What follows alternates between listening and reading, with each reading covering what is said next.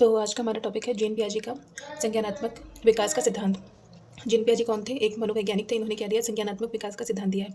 संज्ञानात्मक विकास का जो सिद्धांत है वो दोनों ने दिया है, पियाजे ने भी दिया है और वाइगोत्स्की ने भी दिया है। लेकिन दोनों में डिफरेंस क्या है कि जो पियाजे हैं वो खासकर व्यक्ति पर फोकस करते हैं। व्यक्ति जो है खुद ही एक नन्हा, जो बच्चा है वो खुद ही नन्हा वैज्ञानिक है, खुद ही वो सारे रिसर्च सब कुछ कर करके सीखता है। जबकि जो वाइगोत्स्की है, वाइगोत्स्की ने इसमें समाज को बहुत महत्वपूर्ण माना है कि जो बच्चा है वो समाज में अंतःक्रिया करके खुद से सीखता है। स्कीमा क्या होता है? स्कीमा वो चीज़ होती है जो बच्चा अपने दिमाग में या ह्यूमन अपने दिमाग में स्टोर करता है। जैसे हमने कोई कैट देखी तो एक स्कीमा हमारा तैयार हो गया कि चार पैर होते हैं, एक पूँछ होती है, म्याऊं म्याऊं करती है। तो ये क्या हो गया? कैट के लिए हमारा स्कीमा तैयार, यानी एक माइंडसेट तैयार होना। उस माइंड में जो मेमोरीज होती हैं उसको अपने दिमाग में रखना, इसी को हम क्या बोलते हैं? स्कीमा बोलते हैं। जो भी आज हमारा जो टॉपिक है वो है पियाजे का संज्ञानात्मक ज्ञान का सिद्धांत। पियाजे कौन थे? मनोवैज्ञानिक थे। कहाँ से निवासी, कहाँ के थे? ये स्विट्जरलैंड के निवासी थे, यानी स्विस साइकोलॉजिस्ट थे ये। का सिद्धांत था कॉग्निटिव डेवलपमेंट। कॉग्निटिव डेवलपमेंट या जिसको हम बोलते हैं संज्ञानात्मक विकास। अब संज्ञानात्मक विकास क्या होता है? तो संज्ञान क्या होता है? संज्ञान चीज़ें जो भी होती हैं वो हमारी बुद्धि से जुड़ी होती हैं, हमारी बुद्धि हमारी दिमाग से जुड़ी होती हैं। तो इन्होंने क्या दिया था? कॉग्निटिव डेवलपमेंट की थ्योरी दी थी और इसी को हम बोलते हैं इंटेलेक्चुअल डेवलपमेंट थ्योरी। और इन्होंने क्या बोला कि बच्चे जो हैं वो सक्रिय ज्ञान निर्माता होते हैं, यानी बच्चे जो हैं वो अपने ज्ञान का निर्माण खुद ही करते हैं। यानी बच्चा कोई भी ऐसी चीज़ देखेगा जो उसको अलग लगेगी, वो जाएगा उसको तोड़ेगा फोड़ेगा, उस पर रिसर्च करेगा कि ये चीज़ क्या है, कैसे बनी है, ये कैसे काम करती है, क्या है, क्यों है। तो इसलिए वो बोलते हैं कि जो बच्चे होते हैं क्या होते हैं? Active constructor of knowledge. बच्चे जो हैं वो नन्हे वैज्ञानिक होते हैं। नन्हे वैज्ञानिक इसीलिए बोला है क्योंकि वो कोई भी चीज़ पाएंगे उसको तोड़ फोड़ के रिसर्च करेंगे। हम लोग भी क्या करते थे? पियाजे जो हैं वो रचनावादी, यानी क्या है? रेडिकल कंस्ट्रक्टिविस्ट है। और इन्होंने क्या बोला है कि बच्चे का जो अधिकतम विकास है वो 0 से लेकर 15 वर्ष की आयु तक की हो जाता है। ठीक है, 0 से 15 वर्ष की आयु तक की जो बच्चे का है वो अधिकतम विकास हो जाता है। विकास को इन्होंने चरणों में बांटा और क्या बताया कि विकास जो है एक असतत प्रक्रिया होती है। विकास को इन्होंने मेनली 4 स्टेजेस में बांटा है, जिसको हम आगे भी देखेंगे। अब यहाँ पे हमें देखना है कि इन्होंने मुख्यतः विकास को चरणों में बांटा है, स्टेजेस में बांटा है। हम रचनावाद की बात करें, एनसीएफ 2005 में भी दिया गया है कि बच्चे जो हैं वो रचना करके सीखते हैं, यानी स्वयं से वो रचना करते हैं, रिसर्च करते हैं और फिर उसके माध्यम से वो सीखते हैं। इनमें दोनों ने सिद्धांत दिया, रचनावाद का सिद्धांत पियाजे ने भी दिया है, वाइगोत्स्की ने भी दिया है। लेकिन दोनों में डिफरेंस क्या है? ये वो रेडिकल कॉन्स्ट्रक्टिविस्ट है, जबकि वाइगोत्स्की हैं वो सोशियो कॉन्स्ट्रक्टिविस्ट हैं। जबकि ठीक है, तो जो पियाजे ये बात बोलते हैं कि जो बच्चा है वो कम्प्लीटली रचना करके सीखता है, और जो वाइगोत्स्की हैं ये मानते हैं कि बच्चा जो है समाज में अंतःक्रिया करता है, जो समाज में वो रहता है वहाँ की चीज़ें सीखता है, तो वो सामाजिक अंतःक्रिया करता है। ठीक है, इन्होंने एक और जो डिफरेंस है वो बोला है, पियाजे ने बोला है कि पहले विचार आता है, उससे विचार के बाद में उसी से भाषा डेवलप होती है। और जबकि वाइगोत्स्की ने क्या माना है कि पहले भाषा आती है और भाषा के माध्यम से ही जो बच्चा है वो विचार करता है। ये दोनों में डिफरेंस है। फिर एक आता है कि इन्होंने विकास को चरणों में बांटा है, तो ये क्या मानते हैं? विकास जो है वो एक असतत प्रक्रिया है, जबकि जो वाइगोत्स्की हैं वो मानते हैं कि विकास एक सतत प्रक्रिया है, बच्चा जो है वो हमेशा सीखता रहता है। अब आते हैं आगे। आगे क्या दिया है? विकास जो इन्होंने डेवलपमेंट को जो डिवाइड किया था तो उसको देखते हैं। तो पियाजे ने संज्ञानात्मक विकास के 4 स्टेजेस बताए हैं। कौन कौन से 4 स्टेजेस हैं? चलिए अभी ये 4 स्टेजेस नीचे देखते हैं। लेकिन उसके अलावा इन्होंने सामूहिक एकलाप को भी बताया है कि बच्चा जो 3 से 5 वर्ष की उम्र होती है उसमें क्या करता है? बच्चा सामूहिक एकलाप करता है, मतलब एक दूसरे से, जैसे क्लास में बच्चे बैठे हुए हैं तो क्या करेंगे? कुछ तो बोलते रहेंगे एक दूसरे से, या कभी अकेले में ही बड़बड़ाते रहेंगे। तो क्या होता है? सामूहिक एकलाप। सारे लोग बैठे हुए हैं, कोई एक दूसरे से बात कर रहा है, कोई नहीं कर रहा है, लेकिन सब बड़बड़ा रहे हैं, उसको बोलते हैं सामूहिक एकलाप, जो बच्चा करता है लगभग 3 से 5 वर्ष की उम्र में। अब आते हैं जो पियाजे ने विकास के 4 तत्व दिए हैं। ये वो डेवलपमेंट के स्टेजेस नहीं हैं, ये 4 तत्व हैं जो विकास में समाहित होते हैं। कैसे कैसे होते हैं? इसकी एक ट्रिक है जिसको हम याद कर सकते हैं, MESE। ठीक है, तो पहला हो गया एम्पर, हो गया मैचुरेशन, इसका मतलब परिपक्वता या जेनेटिक्स से हेरिडिटी। तो जो पियाजे हैं वो हेरिडिटी को भी महत्व देते हैं, जबकि वाइगोत्स्की जो है हेरिडिटी को वो कम महत्व देते हैं। ठीक है, तो पहला हो गया मैचुरेशन या परिपक्वता, यानी आप में बहुत सी चीज़ें सीखते हैं। जैसे जब बच्चा छोटा होता है तो उसके पास पैर तो होते हैं लेकिन वो चल नहीं सकता है। उसी के साथ साथ जब उसमें परिपक्वता आती है, जब उसकी उम्र बढ़ती है तो उसके जो पैर हैं वो टाइम के साथ साथ ही मजबूत होते हैं। वैसा नहीं कि आपको छोटा बच्चा उसको आप कुछ भी खिला दें, कुछ भी पिला दें, ऐसा नहीं होगा कि वो अगले दिन उठ के दौड़ने लगेगा। ठीक है, तो कुछ चीज़ें हैं जो उम्र के साथ साथ ही बढ़ती हैं, मिलती हैं। दूसरी चीज़ आ जाती है एक्सपीरियंस से। अगर कोई इंसान एक बंद कमरे में, भले ही उसकी उम्र बढ़ रही है, लेकिन अगर वो इंसान बंद कमरे में पड़ा हुआ है, उसको एक्सपीरियंस नहीं मिल रहा है, तो वो उसमें जो विकास होता है वो कम हो पाएगा उसकी अपेक्षा जो दुनिया में टहल रहा है या दुनिया को देख रहा है। तो एक्सपीरियंस से भी क्या होता है? विकास होता है। फिर आ जाता है सोशल इंटरेक्शन। अब वही चीज़ है, अगर कोई है जो ज़्यादा लोगों के बीच जाता है, उनसे बातें करता है, सोशल इंटरेक्शन करता है, तो उसका जो बौद्धिक विकास होगा वो ज़्यादा हो पाएगा, बल्कि उसके कंपैरिजन में जो घर पे बैठा रहता है या जो किसी से बातचीत नहीं करता है। और हो गया, फिर आता है इक्विलिब्रेशन, संतुलन। इसका क्या मतलब होता है? संतुलन का मतलब होता है जैसे छोटा बच्चा कोई चीज़ देखता है और क्योंकि वो इसने शुरुआत में कोई चीज़ देखी, फिर आगे जाके उसने कोई दूसरी चीज़ देखी, तो उसमें क्या होता है, उसको अपने दिमाग में धीरे-धीरे सारी चीज़ें फिट करनी पड़ती हैं। और कुछ चीज़ें को देख के वो गलत समझ सकता है। जैसे उसने किसी पक्षी को देखा, उसको बताया गया कि वो पक्षी है। उसने फिर आसमान में देखा कोई हेलीकॉप्टर या कोई प्लेन उड़ रहा है, उसने उसको भी पक्षी समझ लिया। फिर बाद में जब उसको पता चला कि ये पक्षी नहीं है, इसकी आवाज़ अलग है, इसमें कुछ लोग भी बैठे हुए हैं, तो क्या होगा, उसको अपने दिमाग में संतुलन बैठाना पड़ेगा कि जो है पक्षी अलग चीज़ होती है और एक पक्षी जैसी दिखती है पर ये अलग चीज़ है। तो क्या हो जाएगा, उसको दिमाग में अपने संतुलन लाना पड़ेगा, यानी नई चीज़ को अपने दिमाग में एडजस्टमेंट, अपने दिमाग में एक नई जगह देनी पड़ेगी।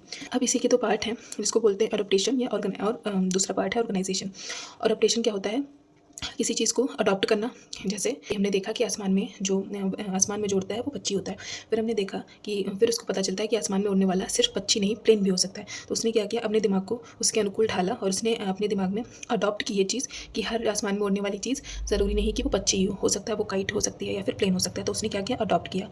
अडॉप्ट करने के बाद में अब उसको दिमाग में एक संतुलन लाना पड़ेगा, ऑर्गेनाइज़ करना पड़ेगा कि कौन सी चीज़ कैसी होती है, कैसी दिखती है। एक ऑर्गेनाइजेशन बनाना, अपने दिमाग में ऑर्गेनाइज़ करना पड़ेगा सही से। वही चीज़ जो हम दिमाग में एडजस्ट सही से ऑर्गेनाइज़ नहीं हो पाती, जो चीज़ें उनके बारे में हम भूल जाते हैं, तो यही होता है सही से ऑर्गेनाइजेशन ना होना। जैसे पढ़ाई में भी कोई चीज़ हमारे दिमाग में बहुत सही से ऑर्गेनाइज़ हो जाती है तो उसको हम भूलते नहीं हैं जल्दी, बिल्कुल उसी तरीके से। और जो अडॉप्टेशन है, अडॉप्टेशन भी 2 टाइप से होता है। कैसे होगा, एक हो गया असिमिलेशन, दूसरा हो गया अकोमोडेशन, ठीक है, आत्मसात और समायोजन। तो ये क्या होते हैं, असिमिलेशन वो होता है जो उसी टाइप की चीज़ में दूसरी चीज़ को एक्सेप्ट कर लेना। जैसे हमने देखा कि जो कुत्ता है ब्लैक कलर का होता है, भौं-भौं करता है, 4 पैर होते हैं, पूँछ होती है, ब्लैक कलर का होता है। फिर बाद में उसको बच्चे को आगे जाके एक दूसरा कुत्ता दिखा जो कि दूसरे कलर का था। तो उसने क्या किया, असिमिलेशन किया कि कोई नई चीज़ उसमें जोड़ ली। वो कुत्ता था, वो ऐसा दिखता था, लेकिन वो कुत्ता सफ़ेद भी हो सकता है। ये उसने अपने दिमाग में क्या कर लिया, असिमिलेशन कर लिया, आत्मसात कर लिया। यानी असिमिलेशन में 2 जो पुरानी पहले से नॉलेज पता है और जो नई नॉलेज मिल रही है, वो एक दूसरे के विपरीत नहीं जाते हैं। उसी पुरानी नॉलेज में एक नई नॉलेज को भी जोड़ लिया जाता है, उसको हटाया नहीं जाता है, बिना हटाए जोड़ लिया जाता है। जैसे कुत्ता काला होता है, ठीक है, तो ये चीज़ हटाने की ज़रूरत नहीं है कि कुत्ता काला होता है। उसी में एक चीज़ ये भी जोड़ लेनी है कि सफ़ेद भी होता है, ठीक है। लेकिन जब हम अकोमोडेशन पे आते हैं तो इसमें थोड़ा-सा विरोधाभास दिखता है। क्योंकि इसमें पुरानी नई चीज़ को अडॉप्ट करने के लिए क्या करना पड़ता है, पुरानी चीज़ में कुछ परिवर्तन करके तब अडॉप्ट करना पड़ता है। जैसे मान लिया किसी बच्चे ने घोड़े को देखा हुआ है कि उसके 4 पैर होते हैं, ऊँची हाइट होती है और उसकी बालों वाली एक पूँछ होती है लंबी सी। तो उस बच्चे ने इतना देखा और बाद में देख लिया कि ऐसा जो है घोड़ा ऐसा होता है। बाद में वो बच्चा कभी किसी ऊँट को देखता है कि वो भी ऊँचा सा है, लेकिन वो घोड़े से कहीं ज़्यादा ऊँचा है, उसका जो कुबड़ है वो निकला हुआ है। तो उसने उसको देखा और उसको देख के उसको लगा कि ये भी घोड़ा ही है, क्योंकि इसकी भी ऊँची सी हाइट है, लंबी सी पूँछ है, तो शायद ये भी घोड़ा ही होगा। लेकिन इसमें पुराने वाले उसमें चेंज करना पड़ेगा। हम इसको ये नहीं बोल सकते हैं कि जो घोड़ा है वो कुबड़ वाला भी हो सकता है, नहीं, ये गलत चीज़ है, ठीक है। इसीलिए असिमिलेशन ही नहीं होगा, क्योंकि बच्चे को पुराने स्कीमा में अपनी चेंज करना पड़ रहा है, उसमें थोड़ा-सा संशोधन करना पड़ेगा कि नहीं, जिसमें कुबड़ निकला हुआ है और जो उससे ज़्यादा ऊँचा है, जिसकी बनावट भी उससे अलग है, तो वो घोड़ा नहीं है, वो दूसरा जानवर या ऊँट हो सकता है। तो इसमें क्या पड़ा, पुराने स्कीमा में हमें चेंज करना पड़ा। लेकिन असिमिलेशन में क्या था, हमने पुराने के साथ-साथ नए को भी अडॉप्ट कर लिया। तो यही दोनों में डिफ़रेंस होता है। अब आते हैं जो पियाजे ने विकास के जो सिद्धांत दिए थे, जो स्टेजेस दिए थे विकास की, उनकी ट्रिक है, SPCF इनकी ट्रिक है, ठीक है। तो पहला स्टेज जो हो जाता है, जो कि एस से स्टार्ट होता है, तो पहला हो गया सेंसरी मोटर स्टेज, जिसको बोलते हैं संवेदी पेशी अवस्था। इसमें वैसे आप अगर इंग्लिश वाला अगर याद करेंगे, हिंदी मीडियम वाले बच्चों की बात हो रही है, अगर आप इंग्लिश में ही इसको याद करेंगे तो आपके लिए ज़्यादा ईजी रहेगा, क्योंकि इसमें ये कनेक्ट भी ज़्यादा करेगा हमारी आम बोलचाल की भाषा में कनेक्ट भी ज़्यादा करेगा। और पेपर में जो है हिंदी के लिए अलग अलग वर्ड्स यूज़ हो सकते हैं, लेकिन इंग्लिश में ये सेम ही रहेगा, तो आप इंग्लिश में देख के आप हिंदी में लिख कर सकते हैं, ठीक है। तो पहला होता है हमारा सेंसरी मोटर स्टेज, जो कि 0 से लेकर 2 वर्ष की अवस्था तक की होता है। 0 से लेकर 2 वर्ष की अवस्था तक की होता है, ठीक है। दूसरा हमारा पी से क्या आ जाएगा, प्री ऑपरेशनल स्टेज, जो कि 2 से लेकर 7 वर्ष तक की होती है। फिर आ जाता है तीसरा कॉन्क्रीट ऑपरेशनल स्टेज, जो कि 7 से लेकर 11 वर्ष तक की होती है। और चौथा आ जाएगा फॉर्मल ऑपरेशन स्टेज, औपचारिक सक्रिय अवस्था, जो कि 11 से लेकर 15 वर्ष तक होती है, ठीक है। हिंदी में आप पढ़ लीजिएगा। पहली वाली स्टेज हो गई सेंसरी मोटर स्टेज, जिस अवस्था जिसकी उम्र क्या होती है, 0 से लेकर 2 वर्ष तक। तो भाई अगर हम हिंदी में इसकी बात करते हैं, जैसे हिंदी में नाम हो गया इसका संवेदी पेशी अवस्था, ठीक है। उसके अलावा इसके और क्या नाम है हिंदी में, गत्यात्मक अवस्था इसको बोलते हैं, इंद्रियगामक अवस्था बोलते हैं, क्योंकि इंद्रियों से सीखता है तो इंद्रियगामक अवस्था बोलते हैं, संवेदी पेशी अवस्था बोलते हैं, ठीक है। ये इनके हिंदी में नाम है। अब इसकी एज क्या होती है, जन्म से 2 वर्ष की आयु तक की होती है। वस्तु स्थायित्व का मतलब होता है जैसे स्टार्टिंग में, और इसी में वस्तु स्थायित्व का गुण इसमें पहले नहीं होता है, बाद में आ जाता है। जैसे स्टार्टिंग में जब बच्चा छोटा होता है या 6-7 महीने का होता है, तो उसमें क्या होता है, वस्तु स्थायित्व का गुण नहीं होता है, यानी हम उसको कोई चीज़ दिखाते हैं और अगर वो चीज़ उसकी आँखों के सामने से हटा ली जाए तो उसको भूल जाता है, यानी उसको लगता है कि वो चीज़ चली गई है, हट गई, गायब हो गई है, ठीक है। और इसी में जो वस्तु स्थायित्व है इसी में आ भी जाता है, जिसको बोलते हैं वस्तु स्थायित्व। तो अब जैसे 10-11 महीने का बेबी है तो हो सकता है वो आप उसको दिखाएं वो भूल जाए, लेकिन वहीं जब 1.5-2 साल तक की हो जाता है तो अगर आप उसको कोई खिलौना दिखाएंगे और उसके बाद में उसकी आंखों के सामने से हटा लेंगे तो वो उसको ढूंढने लगता है, या फिर वो गुस्सा हो जाएगा तो रोने लगेगा, ढूंढने लगेगा, यानी उसको पता है कि वो चीज़ उसकी सामने आंखों के सामने से हटाई गई है, लेकिन वो चीज़ अभी है, हटी नहीं है। तो वस्तु स्थायित्व का गुण जो है इसी 0 से 2 वर्ष की अवस्था में पहले नहीं होता है, फिर उस 2 वर्ष तक की आ जाता है। और क्या होता है सेंसरी मोटर स्टेज, यानी इंद्रियों से अध्ययन। इसका अगर हम देखें तो इसका मीनिंग यहीं से निकल रहा है। सेंसरी मीन्स जो हमारे सेंस ऑर्गन होते हैं, और मोटर का मतलब होता है जो चलने फिरने वाली चीज़ें होती हैं, जैसे हमारे हाथ पैर। तो सेंसस से क्या करता है वो, सेंसस से अध्ययन करता है। सेंसर्स और हमारे जो मोटर्स होते हैं हाथ पैर, उनसे चल के क्या करता है, सेंसस से और हाथ पैर से चल के अध्ययन करता है, ठीक है। तो इसी को हम बोलते हैं सेंसस, यानी ज्ञानेंद्रियाँ। ज्ञानेंद्रियों से क्या करता है वो अध्ययन करता है, गोल डायरेक्टेड बिहेवियर करता है। यानी 1.5-2 साल का जब हो जाता है वो चलने लगता है धीरे धीरे, तो वो किसी चीज़ को अपना गोल बनाएगा। कोई बॉटल रखी है या कोई खिलौना पड़ा हुआ है दूर, या कोई खाने पीने की चीज़ पड़ी है, तो क्या करता है वो उसका गोल हो जाता है। तो गोल डायरेक्टेड बिहेवियर, वो दौड़ते दौड़ते जाएगा, खिलौना होगा खेलने लगेगा, कोई चीज़ होगी उसको उठा के मुंह में डाल लेगा। तो ये सब चीज़ें करता है, यानी वो किसी चीज़ को गोल बना लेता है। अनुकरण हो जाएगा, इमिटेशन करता है, जैसे जो भी अपने माँ बाप को करते देखा, मेकअप करते देखेगा या कुछ भी करते देखा, तो वो क्या करता है, कोशिश करता है उसको रिपीट करने की, ठीक है। और इसी में आ जाती है, इसी दूसरी अवस्था होती है प्री ऑपरेशनल स्टेज, जो कि हो जाती है 2 से लेकर 7 वर्ष की अवस्था तक की। इसको बोलते हैं पूर्व संक्रियात्मक अवस्था, ठीक है। इसमें क्या होता है, अहम केंद्रिता। बच्चा क्या होता है, ईगो सेंट्रिक होता है उस टाइम, यानी उसको लगता है कि दुनिया में वही सबसे खास है और इसी की चीज़ सुनी जानी चाहिए, उसी पे सब ध्यान दें। ये हो जाता है ईगो सेंट्रिज्म। और जीववाद होता है, यानी जैसे जीववाद आ जाता है। जीववाद का मतलब है जैसे वो फर्श पे गिर गया तो बचपन में क्या होता था, मम्मी ज़मीन को मार देती थी कि देखो इसने तुम्हें चोट लगाई है, मैंने भी इसको मार दिया। तो वो हर चीज़ में जान देखता है। अपरिवर्तनीयता या इरिवर्सिबिलिटी, तो इसमें क्या होता है वो रिवर्स नहीं कर पाता है, यानी जैसे कि हम जानते हैं कि बर्फ़ से पानी से बर्फ़ और बर्फ़ से वापस पानी बन सकता है, लेकिन वो रिवर्स करने की चीज़ें नहीं जानता है। वो किसी रास्ते पे चला तो जाएगा, लेकिन वो रिवर्स होकर वापस आने में उसको प्रॉब्लम होती है, तो इरिवर्सिबिलिटी होती है इस स्टेज में। प्रतीकात्मक खेल होता है, यानी सिंबॉलिक सिंबल्स को वो समझने लगता है, ठीक है। जैसे रेड का मतलब अगर हमको समझाया जाए कि रेड का मतलब होता है स्टॉप, रुक जाना, तो वो धीरे धीरे करके अडॉप्ट करने लगता है। वो 7 वर्ष की उम्र तक की वो ये सब समझने लगता है, सिंबल्स कि कौन से सिंबल्स किसको। जैसे छोटा होता है, जो 2.5-3 साल का होता है, तो क्या करता है वो झाड़ू को घोड़ा समझ के उसके साथ खेलता है, उसके ऊपर सवारी करता है, इस तरीके से की सोच हो जाती है। भाषा का तेज़ी से विकास होता है। अभी देखिए 2 से 7 वर्ष का जो एज होती है, 2 में बच्चा थोड़ा थोड़ा बोलना सीखता है, और 5 वर्ष तक की तो पूरा बोलने लग जाता है। तो यहाँ तो 7 वर्ष तक की एज है, तो भाषा का तेज़ी से विकास तो इसमें होना ही है। और अतार्किक चिंतन, यानी वो थिंकिंग करता तो है लेकिन उसमें लॉजिक नहीं होता है। वो कुछ भी सोचेगा कि ये जो झाड़ू है वो घोड़ा है, जो ऐसे, या किसी घर के किसी सदस्य को वो घोड़ा बना के उसकी पीठ पर सवारी करता है। तो सोचता तो बहुत कुछ है, लेकिन उसमें कोई तर्क नहीं होता है। फिर आ जाता है प्रतीकात्मक थॉट का विकास। और वो प्रतीकात्मक थॉट्स का विकास मतलब वो प्रतीकों को देख के चीज़ें समझ जाता है, तो प्रतीकात्मक थॉट्स का विकास हो जाता है। केंद्रीकरण में ये भी आ जाएगा कि वो किसी चीज़ का जो है वो एक ही यूज़ समझता है, यानी वो एक ही चीज़ पे फोकस कर पाता है। जैसे फ़ोन का यूज़ वो 2 ही 3 चीज़ों के लिए जानता है। जैसे अगर किसी को फ़ोटो लेने का शौक है तो फ़ोटो के लिए बच्चा जानेगा, या फिर वीडियो के लिए अगर उसको वीडियोज़ पसंद है तो वो उतना ही जानता है कि ये चीज़ें बस इसके लिए बनी है, तो वो एक टाइम पर ज़्यादा चीज़ों पर फोकस नहीं कर पाता। फिर तीसरा आता है कॉन्क्रीट ऑपरेशनल, जिसको बोलते हैं मूर्त संक्रियात्मक अवस्था। इसमें क्या होता है, अब तार्किक सोच आने लगती है, यानी पहले जो बच्चा कुछ भी सोच रहा था उल्टा सीधा, तो उसमें क्या होता है, तर्क आने लगता है कि क्या चीज़ें पॉसिबल हैं, क्या चीज़ें हो सकती हैं, क्या नहीं हो सकती हैं। अगर 7 साल के ऊपर का बच्चा है, अगर उसको आप लॉजिक लगा के समझाओगे, किसी चीज़ की जिद कर रहा है, कुछ भी कर रहा है, आप लॉजिक लगा के समझाओगे कि ये चीज़ ऐसे नहीं हो सकती, तो बच्चा मान जाता है, ठीक है। मूल संक्रियात्मक अवस्था हुई, तार्किक सोच उसमें आने लगती है। पलटवादी जो सोच होती है, पलटावी सोच आने लगती है। पलटावी सोच का मतलब इसमें जो नहीं थी, इसमें क्या था, अपरिवर्तनीयता, यानी जैसे बर्फ़ का पानी बनना और पानी से बर्फ़ बनना वो नहीं समझ पा रहा था, उसमें इस वाली अवस्था में सोच पलट वाली आने लगती है कि बर्फ़ से पानी और पानी से बर्फ़ बन सकता है।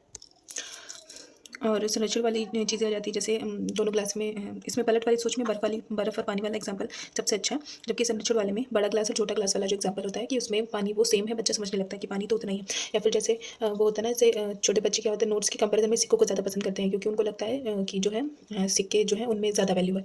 लेकिन जो ये 7 से 11 वर्ष वाले, तो ये चीज़ें डेवलप होने लगती हैं कि उनको समझ में आने लगता है कि 10 रुपये का जो नोट है या 10 रुपये के सिक्के हैं, वैल्यू दोनों की बराबर ही है। वर्गीकरण क्लासिफिकेशन करने लगते हैं, यानी घटते बढ़ते क्रम में लगाने लगते हैं, लोगों की विशेषताएं समझने, चीज़ों की विशेषताएं समझने लगते हैं, घटते से बढ़ते क्रम में, या फॉर्मूलेज थोड़े बहुत ये समझने लगते हैं। अब आ जाते हैं वर्गीकरण या क्लासिफिकेशन पर। तो इसमें क्या होता है, बच्चा विशेषताओं के आधार पर उनको क्लासिफिकेशन या अलग अलग उनको रख सकता है।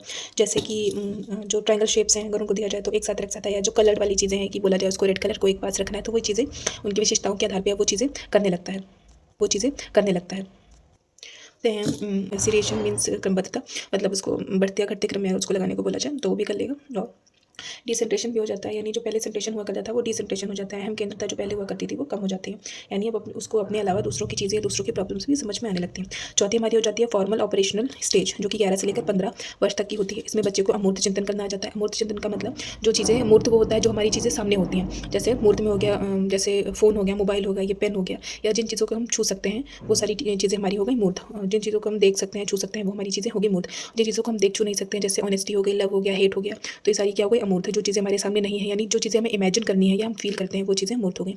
तो अमूर्त चीज़ों के बारे में भी वो चिंतन करने लगता है, यानी जो चीज़ उसके सामने नहीं है उसके बारे में भी वो सोच सकता है। निगमनात्मक तर्क हो जाता है, डिडक्टिव रीजनिंग, यानी जैसे किसी चीज़ का पहले नियम दे दिया जाए, नियम के बाद में उसके एग्जाम्पल्स खोजने को बोले जाएँ तो निगमनात्मक तर्क आ जाता है उसके अंदर, यानी वो नियम से एग्जाम्पल्स खोज सकता है। समस्या समाधान, यानी उसके सामने अगर कोई समस्या दी जाती है तो वो उसका समाधान निकालने में सक्षम हो जाता है और भविष्य की चिंता करने लगता है, भविष्य के बारे में सोचना शुरू कर देता है। और चीज़ और बतानी थी पियाजे के बारे में, थिंकिंग के बारे में, कि जो थिंकिंग है एक अडल्ट और एक जो किड होता है, क्या उसकी थिंकिंग अमाउंट में कोई डिफरेंस होता है? तो थिंकिंग का जो अमाउंट होता है, जो क्वांटिटी होती है, उसमें कोई खास फ़र्क नहीं होता है, क्योंकि बच्चा भी 24 घंटे में जितनी देर सोता है उसको छोड़ के बाकी वो सोचता ही रहता है, और जो अडल्ट होता है वो भी सोने के अलावा बाकी वो सोचता ही रहता है कुछ ना कुछ। तो क्वांटिटी में फ़र्क नहीं होता है, लेकिन क्वालिटी में फ़र्क होता है।